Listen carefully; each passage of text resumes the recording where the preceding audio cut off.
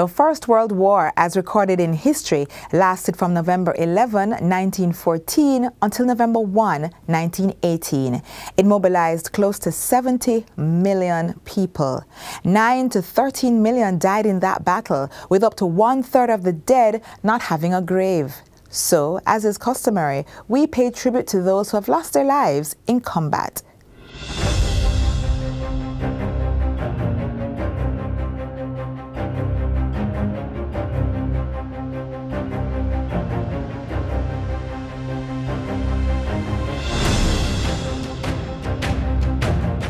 Thank you for staying with us. We have an exciting edition of Jamaica Magazine just for you. I'm your host, Audrey Williams. Today we'll take a look at the strategies being used by the National Fisheries Authority to protect that sector. All this and more when we return after the news.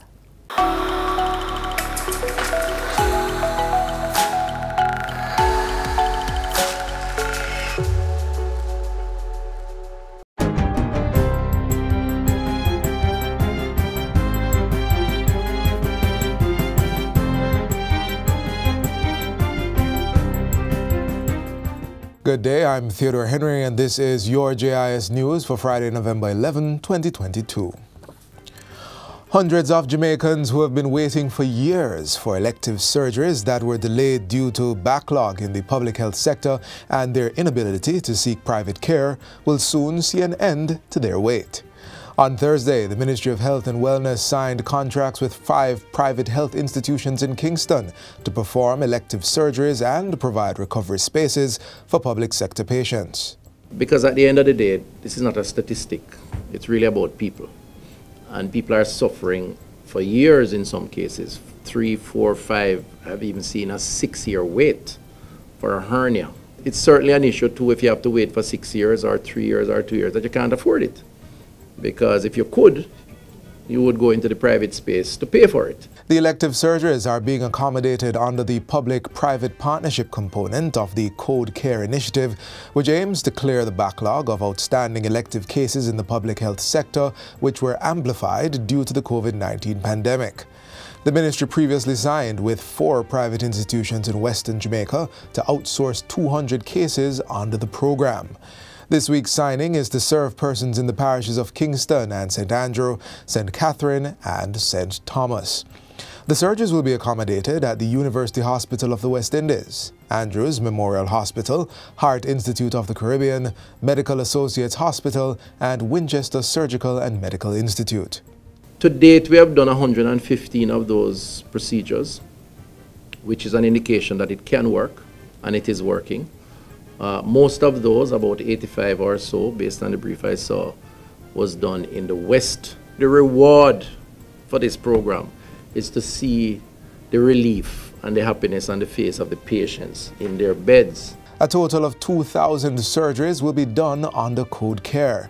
Just over $1 billion has been budgeted for the program, $80 million to rehabilitate operating theaters in the public health system, $200 million for the private-public partnerships, and $223 million for equipment. The allocation also includes $279 million for nursing missions, $153 million for additional staff hours, $23 million for project management, and $59 million for communications. The Jamaica Customs Agency, JCA, has rolled out the pilot phase of its contactless clearance process for non-commercial imports. The process will eliminate the need for importers and agents to visit ports and warehouses to clear cargoes. Director of Cargo Imaging at the JCA, Kingsley Henry, says the move is part of the modernization process for physical inspection to create a controlled, sterile and secure environment. The aim is also to improve customer service through a reduction in wait time and congestion in the clearance and delivery area. So no longer do we have to wait 2 days, 3 days, 4 days for you to turn up. We do the inspection and then your agent will call you and say, Mr. Henry, you can come and collect your goods. And that's all you're doing. The goods is inspected based on the declaration that you would have made. You can watch the full interview with Mr. Henry on Get the Facts this Sunday inside Jamaica Magazine. The application window for the 4th edition of the Innovation Grant for New Ideas to Entrepreneurship, Ignite 4, is now open. It's being facilitated through the Development Bank of Jamaica, DBJ, with entrepreneurs and small businesses having access to up to $7 million. The DBJ is placing strong emphasis on projects or businesses in the categories of climate change and gender, tourism and creatives, manufacturing and agriculture, and software and ICT. The DBJ's Ignite 4 program targets innovative businesses that are seeking to grow and scale up, providing them with grant funding and capacity building support. The Ministry of Education and Youth will be using the Family Connect app and other technology to track daily attendance and respond to student absences. Portfolio Minister Favour Williams made the disclosure yesterday at the Interministerial 2534 School Strategy Partners Summit held at the Rock Hotel in downtown Kingston. She says that with the assistance of technology, the ministry will be able to take more immediate action to get students back into the classrooms.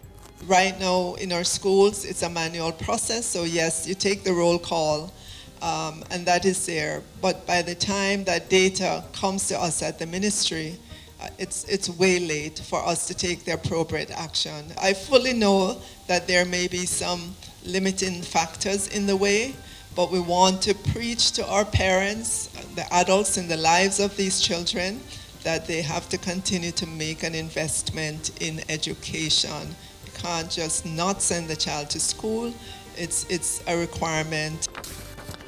And finally, Jamaica copped 7 awards in the prestigious gold and silver categories of the 2022 Travi Awards. Representatives from the Jamaica Tourist Board accepted the awards at the 8th Annual Travi Awards Gala held recently at the Hilton Fort Lauderdale Marina in Florida.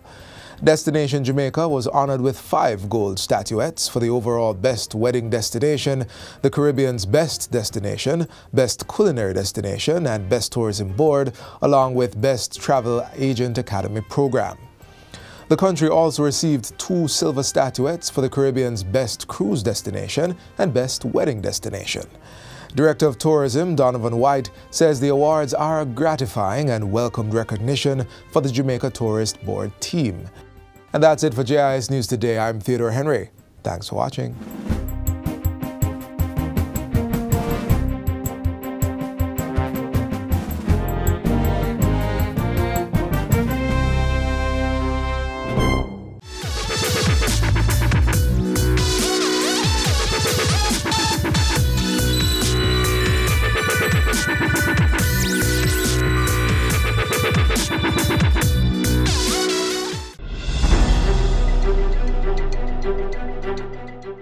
Every Jamaican has the right to know what is happening in Parliament, to know when new laws are being passed, and to give their opinions on legislation before either house.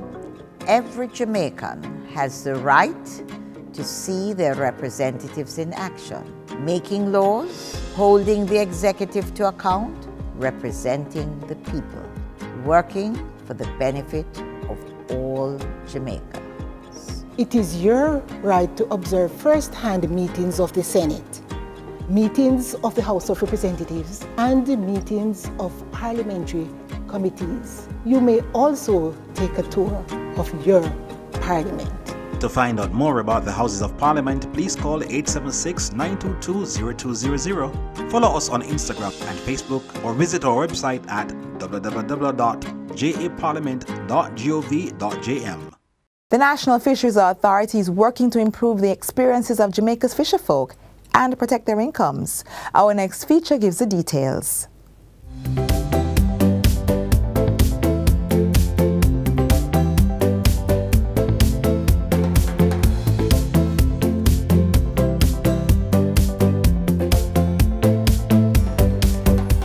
Fishing.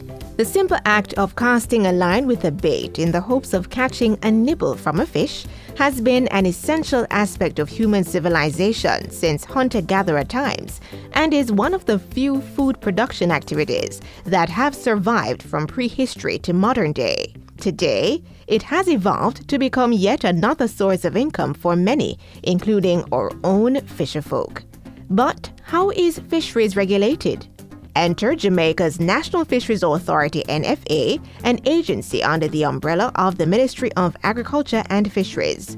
The NFA is entrusted with overseeing, regulating, and preserving the fisheries industry while working to improve the fishermen's fishing experiences and incomes. A critical focus area of the NFA has been aquaculture. This is the breeding, growing, and harvesting of fish, shellfish, and aquatic plants, or the act of farming in water. This means tilapia and oyster farmers are at the heart of Jamaica's aquaculture practice.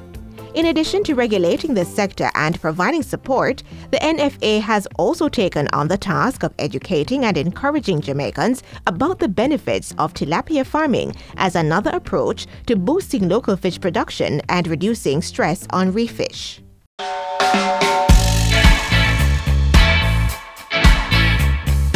The reef fish, that is fish caught in the reefs in and around the Jamaica's shoreline, that population is decreasing. And our fishermen will tell you that when they go out, they have to go further and further out to get a decent crop of fish to sustain themselves. Tilapia has been grown in Jamaica since the 1940s. Its fortunes have ebbed and waned with time.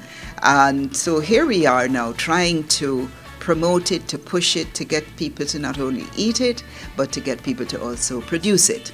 As a result, the National Fisheries Authority has begun to employ different creative approaches to increase tilapia production and consumption. The upcoming cooking competition is one of those approaches which aims to highlight the different ways tilapia can be enjoyed. While the NFA continues working to expand aquaculture, effort is also being made to revitalize reef fishing. An initiative to train fishermen for pelagic or deep-sea fishing is part of that drive.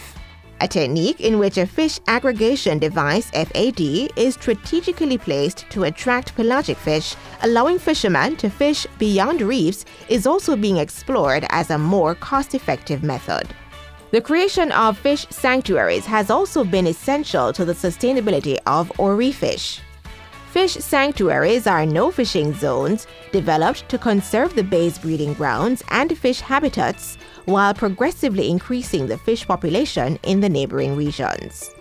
We are seeking to develop production of shrimp, production of oysters, production of sea moss, or Irish moss as we call it here in Jamaica. And so there is a huge development towards the aquaculture industry because, as I said, the sea product is declining. Aquaculture is the saving grace, if you will, of Jamaica's fisheries endeavors because it has so much potential for growth and development. And not only will aquaculture contribute to the improvement of fish habitats and the rebuilding of stocks of threatened or endangered species, it will also assist to feed the nation today and for the foreseeable future.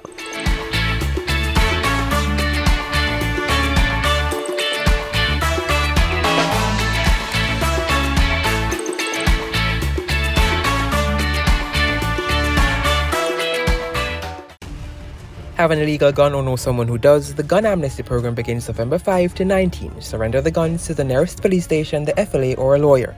Your identity will be protected. The proceeding was brought to you by the Office of the Prime Minister.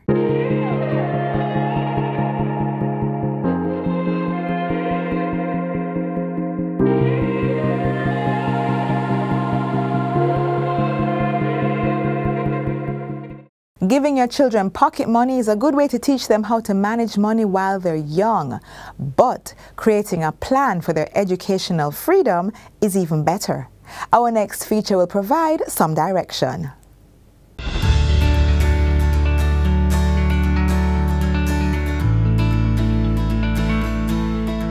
Hello everyone, I'm Xavier Campbell, an educator, financier and entrepreneur.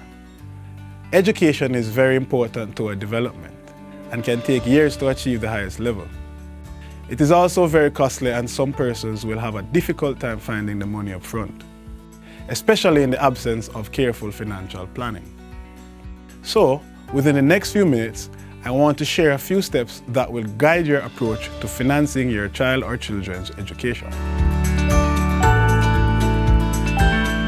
Let's start with, when should we begin that financial planning?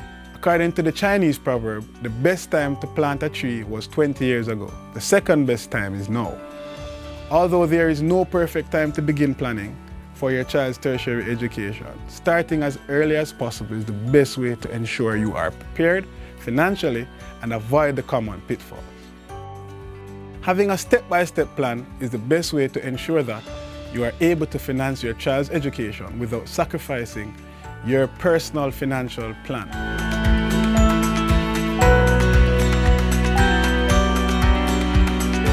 There are several things to consider when planning for your child or children's education. However, most notable among them are: parents must identify the future costs of tertiary education and have a clear sum in mind of what their target will be. Then work their way backwards to present and see how best they can earn to realize the future goal. A clear financial plan should be put in place either by the parents themselves or with the help of a professional financial planner. The discipline is what follows the plan to ensure that all financial objectives are being taken care of in terms of allocations and meeting the various timelines set out by the plan.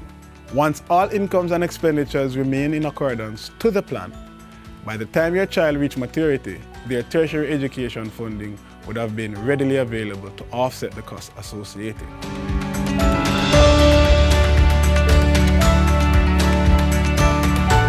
Now your options could be savings or investments. Both are good, but let's look at them closely. There are basically two ways to make money. One, you work for money. Two, your money works for you. So savings is the process of putting aside a portion of your income for future use. In this case, we're talking about education. So if you're going to save, you need to put aside some of your income to ensure that you're able to offset the cost of your education in the future.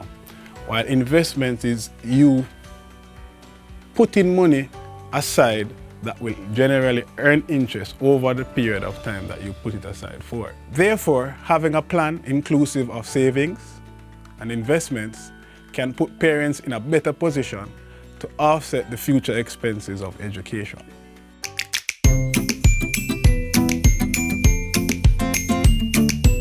Firstly, if you're not financially literate, I would advise you to seek assistance from a professional financial advisor to ensure you are getting qualified advice that will help you achieve your goal.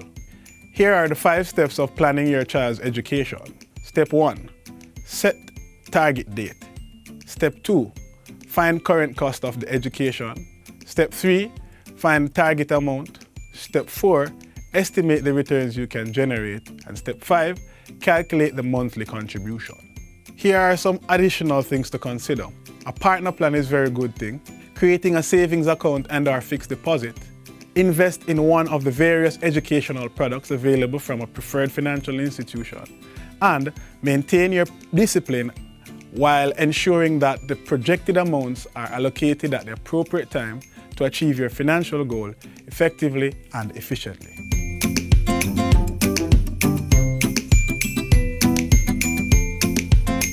One of the most common mistakes that parents make is that they think that they need this large lump sum.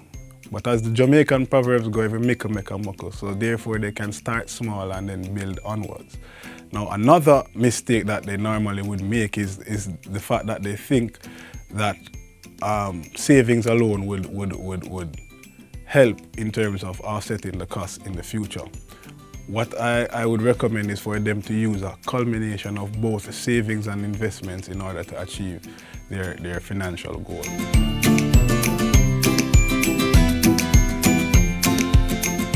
So the first disadvantage I want to speak about is the inability to set financial goals. So you not being able to set goals will also lead to you being demotivated and lack the knowledge that is required to achieve that goal. And as a result of that demotivation and that lack of knowledge that is required, then there is no direction. So we consider it to be a lack of direction, right? And if there's a lack of direction, then what will happen is that poor financial outcomes would be the result of that. In concluding, Planning for your child or children's education is not just dependent on the numbers. Rather, it's a combination of several factors, namely social, personal beliefs, religious, your way of approaching, and general outlook at life. However, the cost of education on a rise. Parents are looking at various investment vehicles to secure their child or children's future. Judicious planning for your children's future is essential, and empowering them with an education plan is a wise thing to do. Start to reap maximum benefits very early. Create a sustainable future for them to bloom in.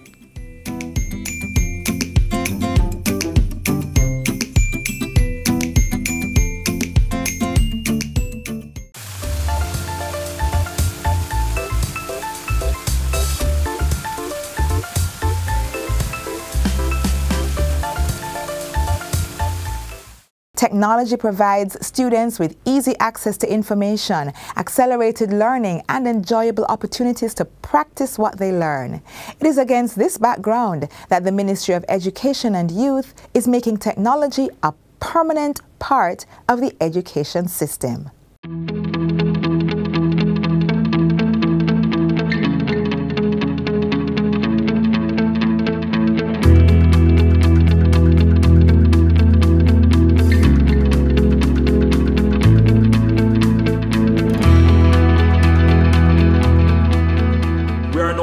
In the midst of a global technological revolution, the fourth industrial revolution, that is transforming the way we access information, communicate, learn, and even play. The COVID-19 pandemic quickly demonstrated why the need to integrate technology in education is a vital part of teaching and learning. But this should not be done exclusively as a crisis management tool, because technology is now an indispensable part of modern life. The Jamaican government understands and is moving in alignment with that idea. Technology will remain a permanent part of the education system. We will still have all the technology that you are used to in the virtual space. It will still be available.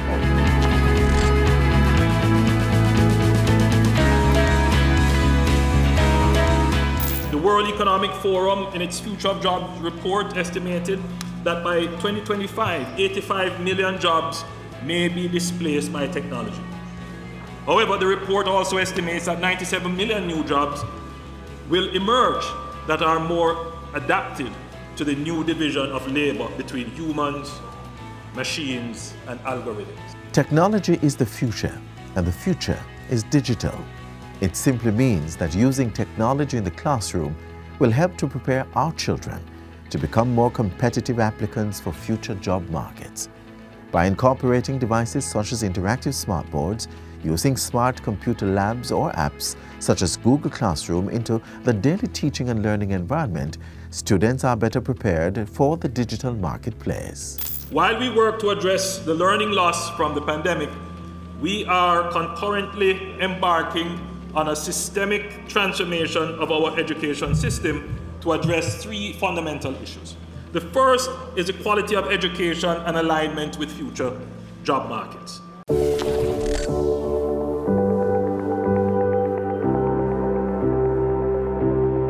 The walls of the classrooms are no longer barriers to collaborative work, as technology is facilitating new ways of communicating and working together. Where interaction was once limited to those in physical proximity, now technology is facilitating students in one class being able to easily share information with teachers and their peers in other locations near and far. Even for work outside class, students can collaborate on group projects using technology-based tools and applications, allowing for easier peer interaction and engagement. We are in the era of artificial intelligence, virtual and augmented reality.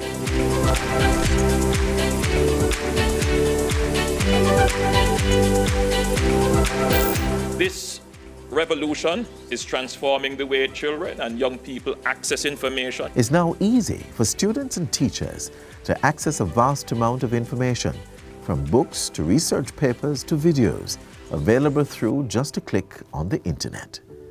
Opportunities too for formal learning are available online, giving people the chance to participate in and complete traditional degree programs at institutions even in other countries. With the ease at which people can now access education, it therefore means that learning too can be accelerated and students can explore new subjects and deepen their understanding of difficult concepts.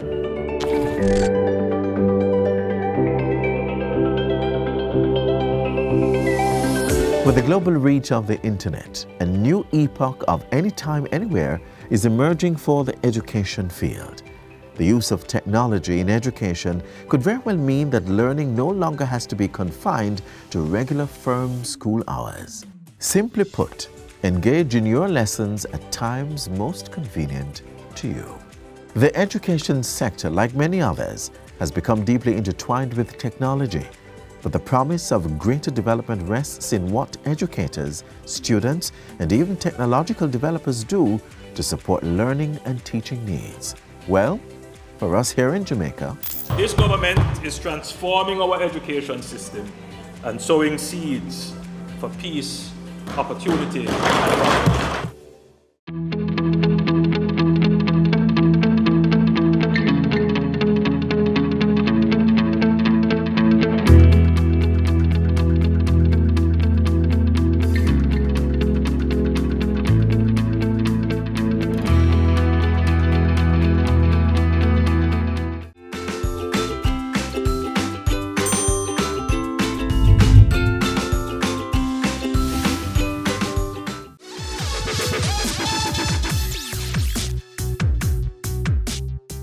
Here are some key facts about the First World War. It lasted for 4 years. The assassination of Austria's Archduke Francis Ferdinand in June 1914 served as its catalyst. The Central Powers, Germany, Austria, Hungary, and Turkey, and the Allied Powers, France, Britain, Russia, Italy, Japan, and later the United States of America, fought each other in this conflict. A total of 21 million people were wounded. 10 million military personnel died, 7 million civilians died, and 7.7 million people were reported missing or detained. The militia engaged in battle from trench lines with the aid of artillery and machine guns, infantry assault, tanks, early aeroplanes, and poison gas. The German, Russian, Austro-Hungarian, and Ottoman empires were ultimately defeated, and around 15,000 Jamaican men left for service overseas in the British West Indies Regiment, BWIR, during World War I. So, as you reflect on this Remembrance Day, let history direct your thoughts as we say thanks to those who fought to preserve freedom.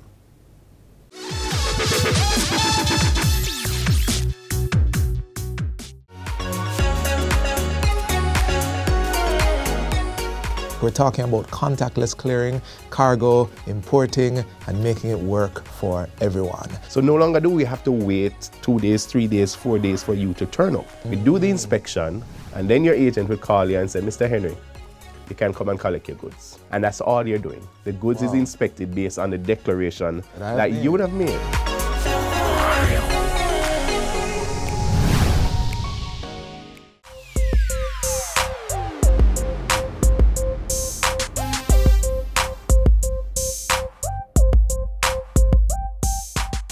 We've come to the end of our program. Get a recap of all you saw here and more on our website at www.jis.gov.jm. From all of us here at the JIS, I'm Audrey Williams. Bye for now.